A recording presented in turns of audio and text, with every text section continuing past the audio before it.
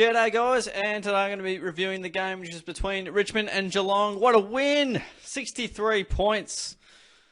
I'm very pleased. I'm sure many Cats fans out there are as well, but what a time. What a time. Massive win and obviously, yeah, an incredible performance by the Cats. Haven't beaten the Tigers very much lately. 2019 was their last win, and I think that was by 67 points. So when we can beat Richmond, which is not very often, we seem to be winning big. So it's not too bad, and great to get that kind of form on the MCG. Great to see the big forwards firing and all sorts of stuff. So let's digest the game. But guys, if you're new to the channel, subscribe away, and yeah, you can see me talk about the Cats and a whole host of other issues at hand. But let's have a bit of a look at the game. So the start of the game, Tigers kicked the first two pretty quickly, and they get 3 goals ahead, and you just go, oh no, that's going to be one of those games. And they know to start off really well. That's their DNA. That's what they do. And off the back of a couple of really poor mistakes from us, really kind of led them in and got them some pretty easy goals.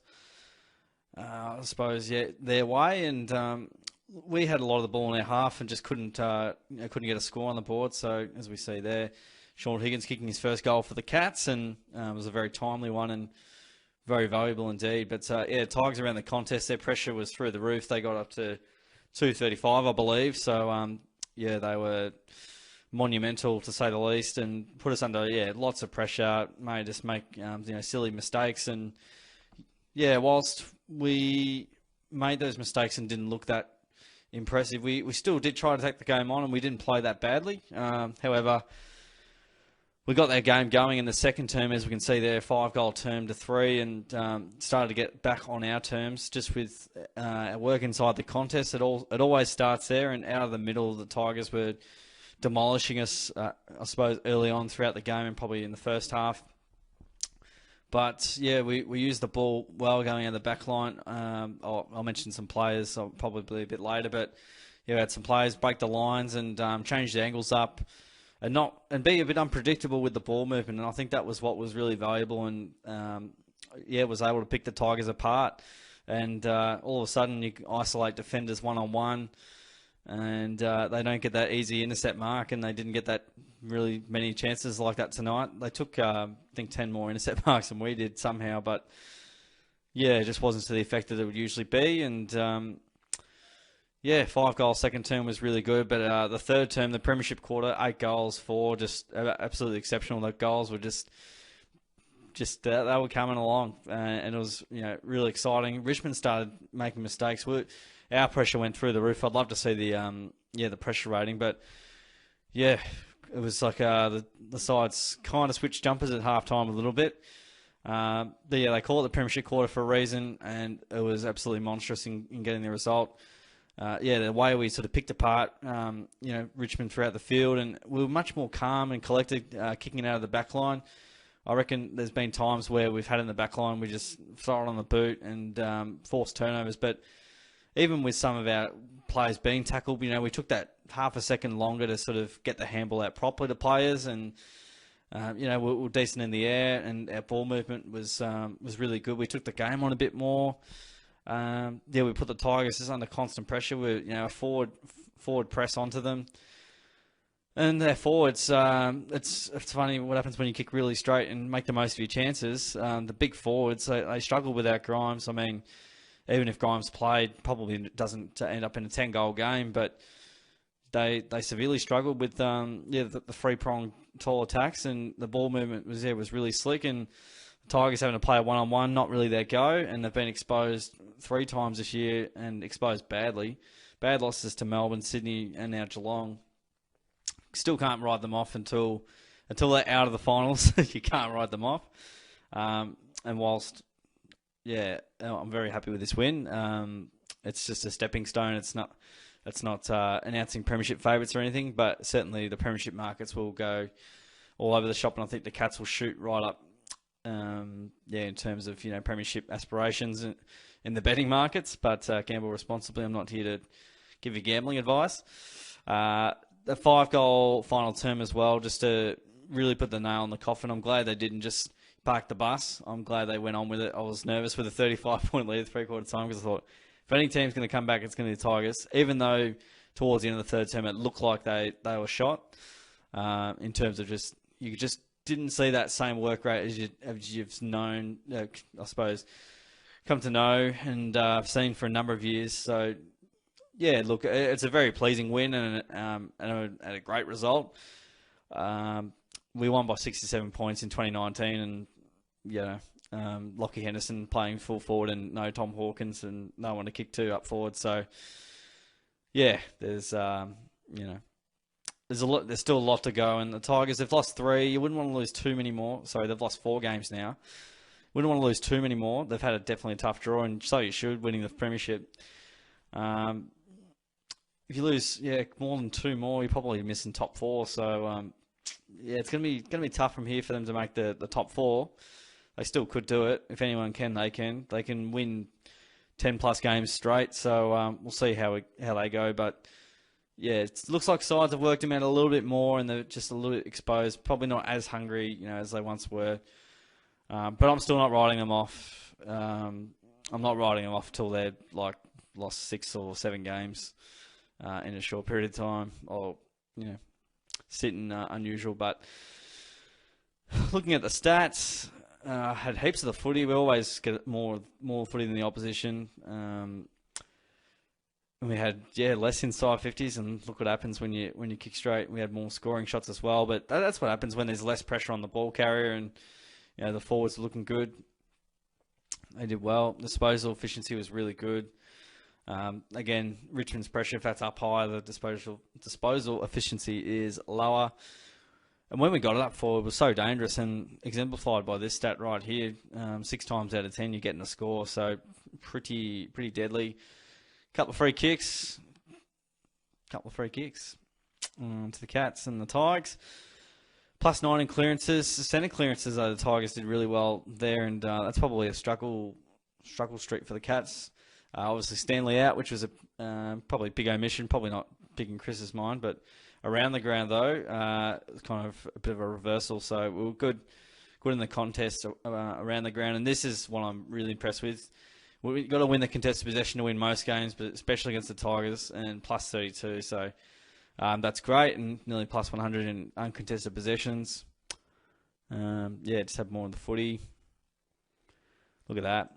When the Cats mark over 100 or 110, I reckon they win pretty much every time. 20 marks inside 50, that just never ever happens to Richmond until tonight. And out-tackle them as well. So the Cats' work rate absolutely through the roof. Obviously, first quarter a little bit, probably a little bit shaky, but as it went on, and this is what I loved, tackles inside 15, 19 to 4. If you told me before the game, I would have said, 19 to the Tigers, 4 to the Cats. Tigers definitely took the game on, and they take a lot of running bounces. We don't bounce the ball a lot, so that's interesting. 1% is huge. So, the numbers, that kind of style of footy, if you can replicate that in finals, that's what wins your premierships. If the Cats keep this type of footy up, hopefully a top 4, but not going to get too carried away. Very pleased with the win, and it's a marathon this season, and it's going to be very tough. And there's going to be sides that beat you that you're not expected to win. So the votes are so tough, by the way. I reckon I've changed around a little bit as I've sort of gone on. Who have I gone? All right. I'm giving 1 vote. I don't know. I usually do 3, 2, 1. Don't know why I'm doing it the other way around. 3 votes to Jeremy Cameron.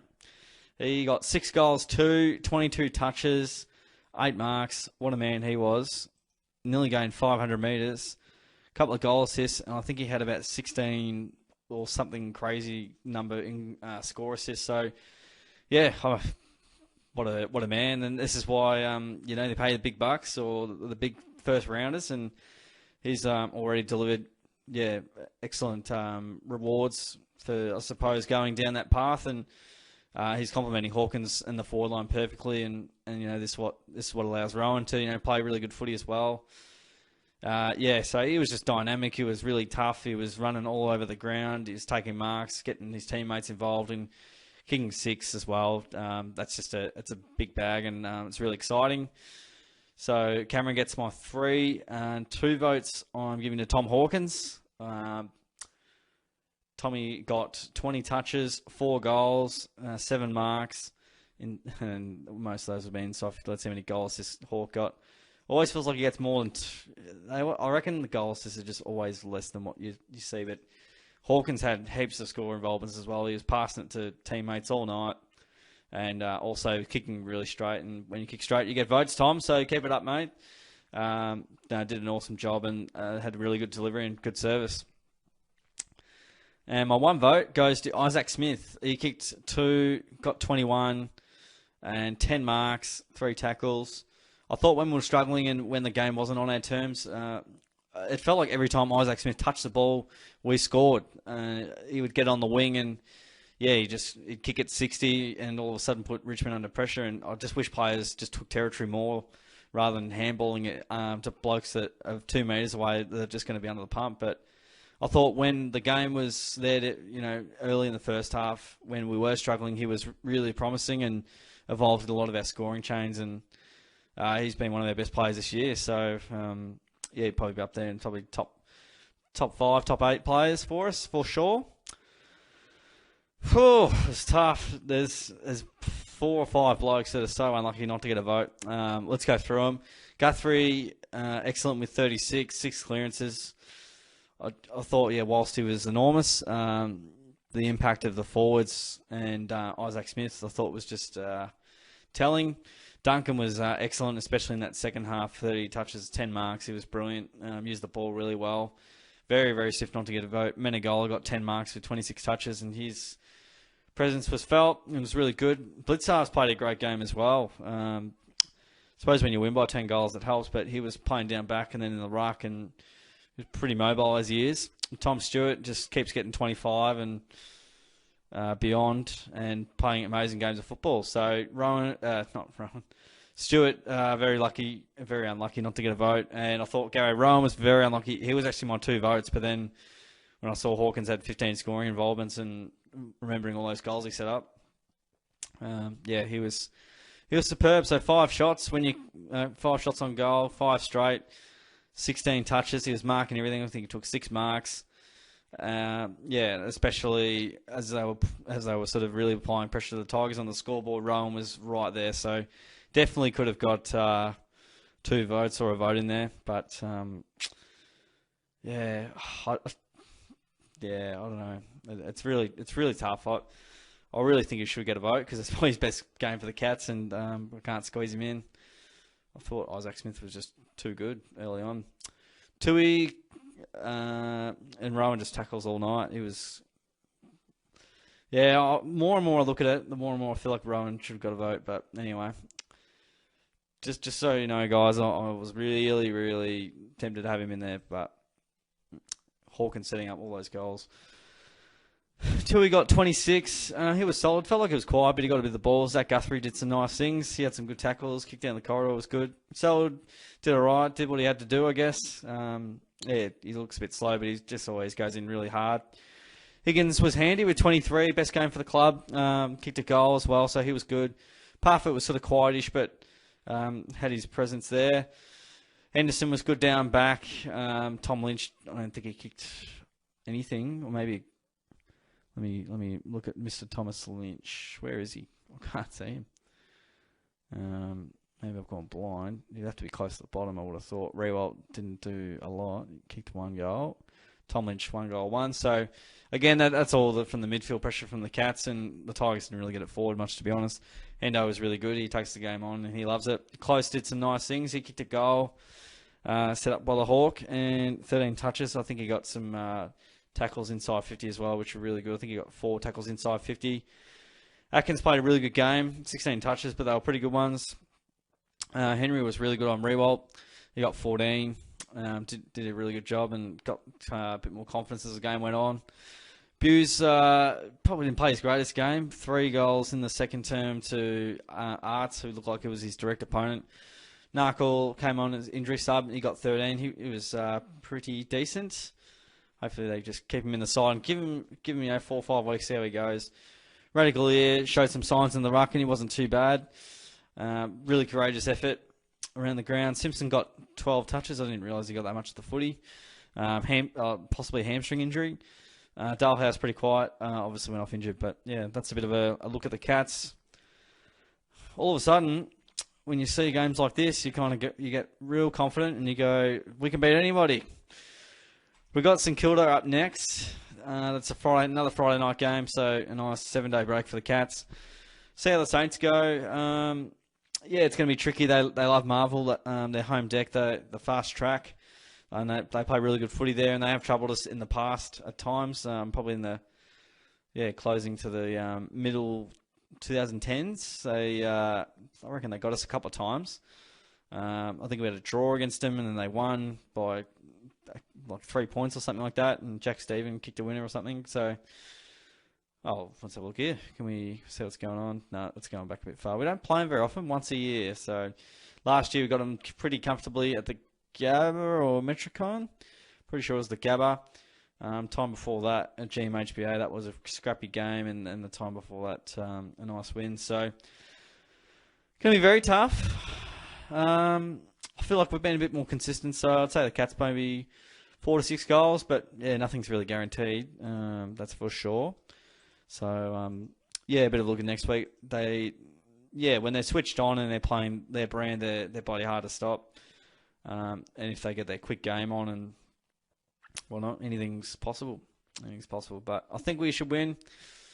I think we can beat nearly anyone now. Now we've beaten the team to beat. Should be interesting. So that's the game, guys. Hope you enjoyed the reviews. The Cats by 63 points. Don't forget to like the video if you enjoyed it, and subscribe away. Keep up to date with all the Cats reviews, tips, videos that I do, Geelong goal highlights, and other front bar randomness and madness. Just whatever comes on the channel. So thanks again, guys, for sticking around. I'll catch you on the next video.